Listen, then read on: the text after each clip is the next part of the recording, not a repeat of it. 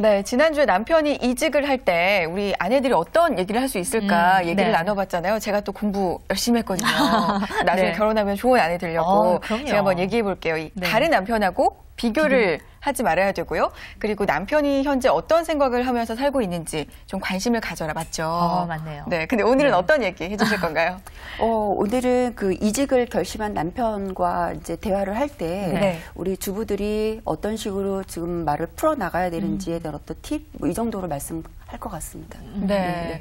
근데 당신이 어련히 현명한 선택 했겠어? 나는 당신을 믿어. 이렇게 예쁘게 말하면 그만 안 두죠. 뭐 이런 건 좀 드라마에서나 나오는 저만의 환상인가요? 어떤 얘기 해주실 것 같아요? 미쳤어 지금? 이런 얘기 많이 하죠. 네. 지금 현실을 받아들인 거야?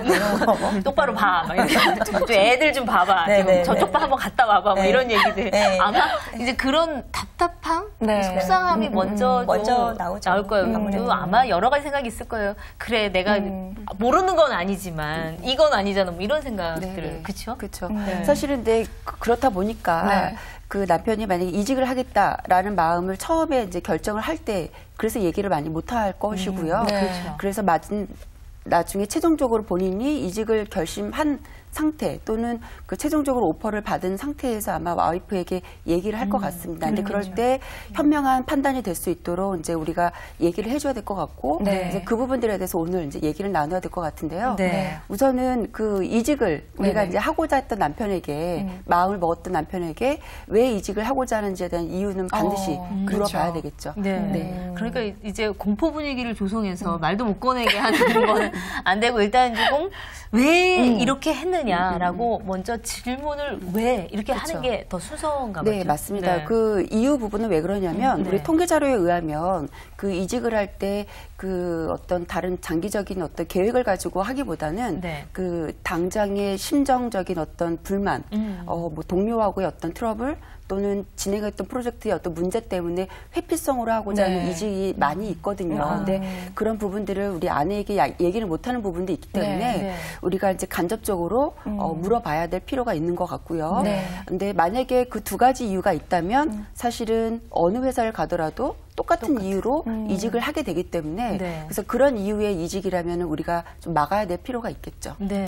그렇죠. 이게 아주 돌발적이거나 아니면은 그때 즉흥적으로 내는 사표인지 아니면 정말 오랫동안 고민한 것인지에 대한 얘기를 하려면 평소에 남편이 어떤 생각을 하고 사는지 대화를 좀 자주 해야 되는 게 전제일 것 같아요. 그렇죠? 맞습니다. 그 남편이 지금 뭐 그 하고 있는 업무가 무엇인지 그리고 또 동료하고의 어떤 관계는 어떤지 이런 것들이 지금 반드시 필요할 것 같고요. 근데 남편들이 사실은 집에 와서 시시콜콜 이야기하지 않잖아요. 얘기하지 않죠. 그렇죠. 이걸 어떻게 끌어내야 되죠? 이걸 말을 해! 막 이럴 수도 있고. 정말 중요할 것 같아요. 그럴 때 뭐 사실 이제 다 정답은 없는데 저 같은 경우는 사실 저희 남편도 이제 직장을 지금 다니고 있는데요. 저희 남편 역시도 얘기를 안 합니다. 안 하는데 하지만 이제 제가 그 간접적으로 이런 기업들은 요즘 이런 업무를 하고 있고 그러니까 사실은 근데 그거는 제가 해던 터기 때문에 가능할 수 있는 부분일 것 같아서 사실은 일반적인 주부분들에게는 맞지 않을 수는 있는데 제 친구의 이제 얘기를 들어보면은 그래서 이제 비교를 하게 되는 거죠. 나는 거기서 얘기하다가 비교가 나오는 거군요. 어쩔 수 없이 그렇기 때문에 뭐 내 친구 남편은 이렇다고 하던데 당신은 요즘 어때?라고 얘기하게 되면 결과적인 게 만약 본인이 불리한 입장의 남편이라면 화부터 나겠죠. 왜 또 남의 집하고 또 비교를 하느냐부터. 그렇기 때문에 사실은 그런 내용들이 그 얘기할 때 되게 조심스러운데요. 그래서 저는 그 권장하고 싶은 방법이 그 일반 뭐 TV라든지 이런 게 그 인터넷에 있는 내용들 사례들을 좀 이런 흐름으로 가고 있다라고 하는데 뭐 여보 회사는 어때라는 거. 그러니까 뭐냐면은 그 질문을 남편의 생각을 물어볼 수 있게끔의 어떤 질문을 하는 방법들이 그나마 남편의 생각을 조금 들어볼 수 있는 기회를 갖지 않을까. 저는 옛날에요. 왜 드라마 중에 현빈 씨 나왔던 드라마 중에 그 여자 그 남자를 왜 개사했던 노래 있었잖아요. 직장인들에 대한. 그거를 이제 한번 제가 되게 재미있게 패러디를 보고 저희 신랑한테 얘기를 했어요. 당신도 이런 마음이냐. 그랬더니 진짜 내 마음을 대변한 노래인 것 같다. 그래서 저희는 노래방에 가서 한번 그 노래를 불러본 적이 있거든요. 그거 개사한 걸 요즘에 스마트폰으로 찾아가지고. 근데 그런 것도 되게 좋은 것 같아요. 지금 하신 말씀처럼 그런 시대적인 이야기들. 그러니까 이게 딱 누구네 집은 누구네 아빠네는 이렇다는데 이런 식이 아니라 모두 일반화된 예를 가지고 당신은 어때라든가 이렇게 접근을 하는 방법이라는 거죠. 예. 이 비교의 차원이 사실 대다수가 된다면 그게 나와 그 사람이 비교가 된다는 생각이 안 드니까. 예. 근데 저는 그 대화라는 게 좀 공통적인 관심사가 있어야 대화가 되는 거잖아요. 근데 예를 들어 업무에 대해서 물어봤을 때 공통적인 것이 아니기 때문에 에이 몰라도 돼 이런 경우도 있을 것 같거든요. 그럴 때는 어떻게 풀어나가야 될까요? 사실은 그 우리 주부분들이 그 남편분들과 대화를 할 때 어떤 정보를 주는 역할은 굉장히 그 한계가 있을 거예요. 그렇죠. 그렇기 때문에 그 대화를 할 때 그 적절한 질문을 통해서 그 답변을 들어야 되는 게 맞을 것 같거든요. 그러니까 우리 주부분들이 그 잘 알고 있지 못해도 적절한 질문을 통해서 그 남편의 생각을 들어서 그거에 대한 어떤 그 가치의 공유가 중요한 부분인 거지. 우리 아내들이 갖고 있는 정보를 남편에게 주입식으로 뭔가를 알려주고자 하는 어떤 부담이 있다면 그거는 서로가 어떻게 보면 맞지 않을 수도 있을 것 같아요. 그래서 남편의 생각을 적절하게 유도할 수 있는 질문들의 요령들 이런 것들이 필요할 것 같습니다. 그렇죠.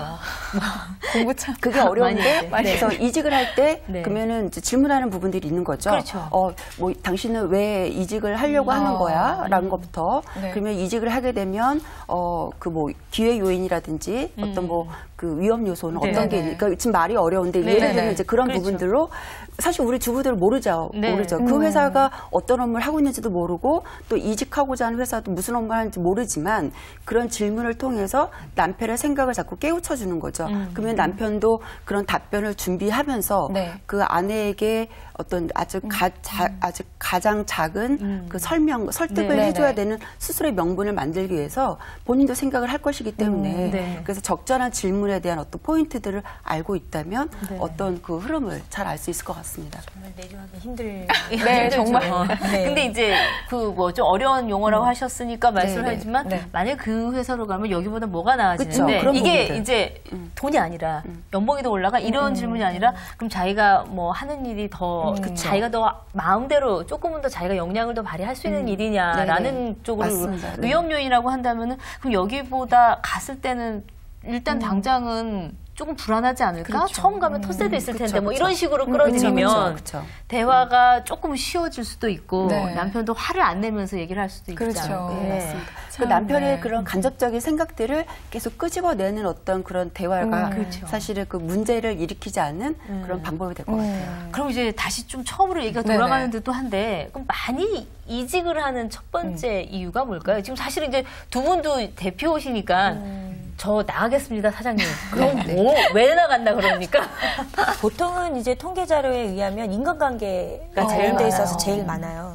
업무의 가중치보다는 인간관계라고 이야기하는 경우가 제일 많았고요. 그 다음에 이제 두 번째로는 부당한 인사처우. 부당한 인사처우가 두 번째였습니다. 그래서 이 회사가 사람을 이렇게 내보낼 때 제일 좋은 게 부당한 인사처우를 하면 바로 자기가 나가지 않겠느냐라고 얘기할 만큼 이 두 가지가 이직을 결심하게 되는 가장 큰 원인 중에 하나인 것 같아요.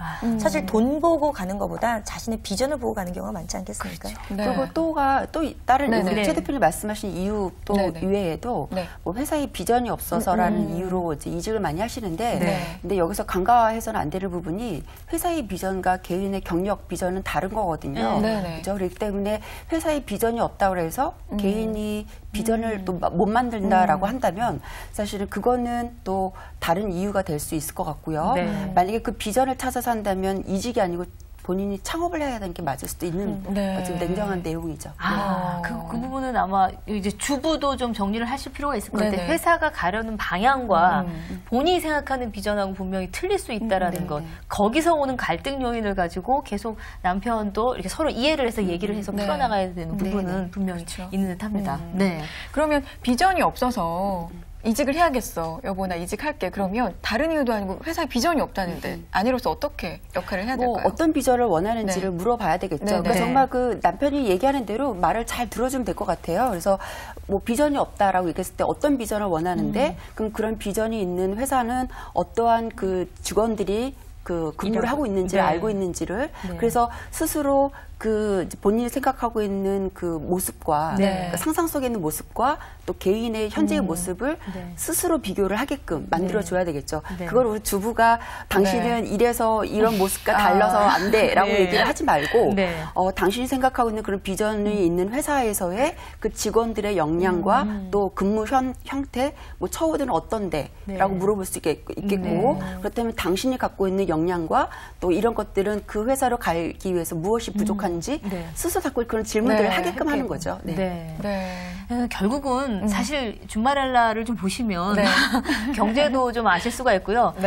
주부들도 좀 신문을 보시고 뉴스를 좀 많이 보시면서 돌아가는 거, 산업계, 뭐 금융계 이렇게 아시면은 얘기하는데 조금 하나씩 얹어서 얘기하기 조금 더 편하실 수 있지 않을까. 오늘 이 이직과 관련돼서 남편하고 어떻게 대화를 풀어가는 게 좋을지까지 얘기를 들어봤습니다. 네, 최정화 대표님, 이경민 대표님 오늘 말씀 고맙고요. 다음 주에 뵐게요. 네, 감사합니다. 네, 꽃이 사실 만 개를 했는데 비가 오늘 온다 그래서 저 꽃이 다 떨어지면 어떡하나라는 걱정이 좀 됐습니다.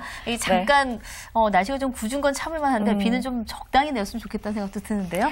마칠 시간이 됐습니다. 네, 내일은요. 이 주부의 재취업을 위한 정부의 지원 정책에 대해서 알아보겠고요. 그리고 황사철 피부관리 방법에 대해서도 알아보도록 하겠습니다. 내일도 본방사수 잊지 마시기 바랍니다. 저희 내일 또 인사드려야 되겠죠? 네, 감사합니다.